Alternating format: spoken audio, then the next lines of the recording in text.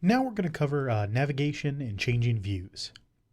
We covered switching between standard views through the pop-up menu in the view bar in an earlier video. However, there are a few other ways you can change views. The first one is using the Numpad on your keyboard if you have one. These are the set of keys on the right side. Essentially, the shortcuts for top plan, left isometric, front, and so on are the number keys of the Numpad.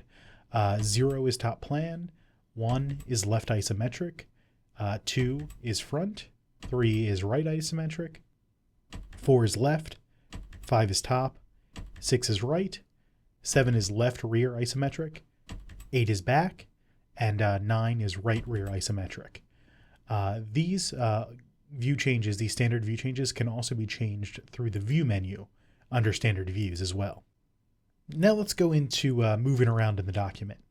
The pan tool is the primary tool for basically moving left, right, up, down within the document.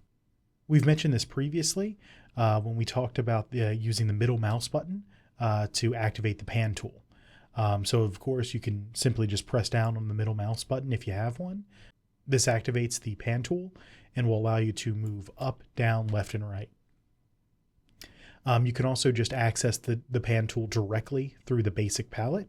If you see the icon looks like a little hand, this will activate the tool and then simply doing a standard left click, then moving up, down, left, right with the mouse will move you through the document. Another way to quickly activate the pan tool is to activate the Boomerang Mode, which is essentially pressing and holding on the spacebar on your keyboard. You can then do basically click and hold the left mouse button and then do the same operation, move up, down, left, right. The benefit of using the middle mouse button or the Boomerang Mode with the spacebar is that these modes can be used while in the middle of using another tool. For instance, if I start drawing a polyline here, in the middle of drawing a line segment, I can either press down on the middle mouse button and pan, or I can hold the space bar on my keyboard and pan.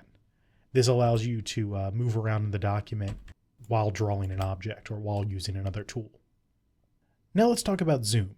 As we mentioned previously, again, in the view bar, there are various zoom options with set zoom intervals. And we've also mentioned that you can use the middle scroll wheel on your mouse to zoom in and out. This is by far the best and easiest way to zoom. However, there is also a zoom tool. Again, this is located in the basic palette. The icon looks like a magnifying glass. The first mode of this tool is a two-click mode. You draw essentially a rectangle around the area you wish to zoom in on.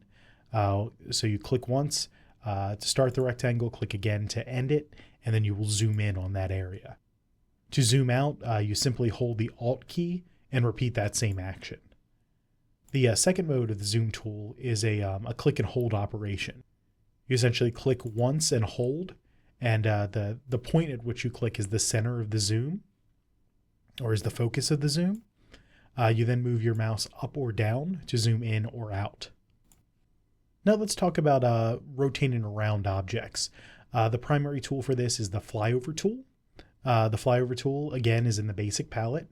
It allows you to rotate the view in 3D space. We'll come back to this pop-up message you just saw after I activated the tool in a moment.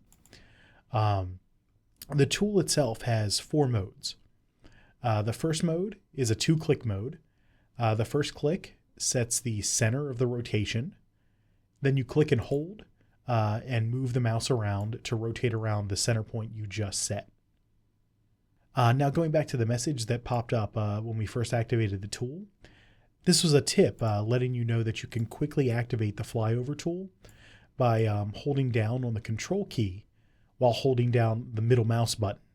If you remember, the middle mouse button, as we've mentioned several times, will activate the pan tool. But if you then hold the control key while doing that, it switches to the flyover tool. Again, this is great to allow you to navigate around a document while using another tool. Now let's go in and talk about the projection settings. By default, the view will either be a 2D plan if you're in a top plan view, or an orthogonal projection. This is when you're in a 3D view. These projections do not distort the view of objects in any way. However, there are also perspective projection options, such as narrow, normal, wide, and custom. These perspective projections will distort the view of an object when in a 3D view. These give a more realistic view of the objects. As we mentioned in earlier videos, you can quickly access the projection settings through the view bar, or you can go to the view menu and go down to projection and adjust these settings. You can also set a default projection setting when you switch into a 3D view.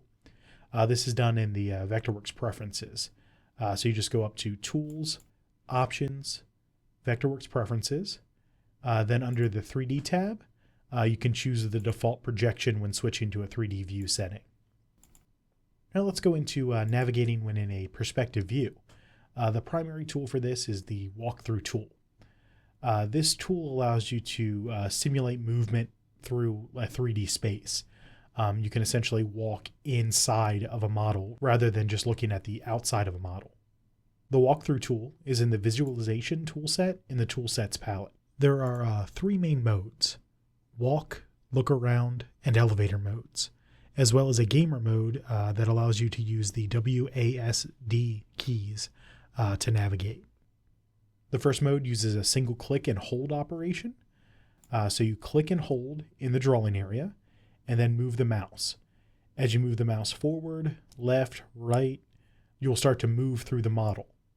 You can quickly switch between the 2 other modes using the Alt key. This will activate the look around mode, and the Shift key to activate the elevator mode. And these essentially switch you into more of a rotate and an up-down change in your view. Coming up in the next video, we're going to go into general document organization.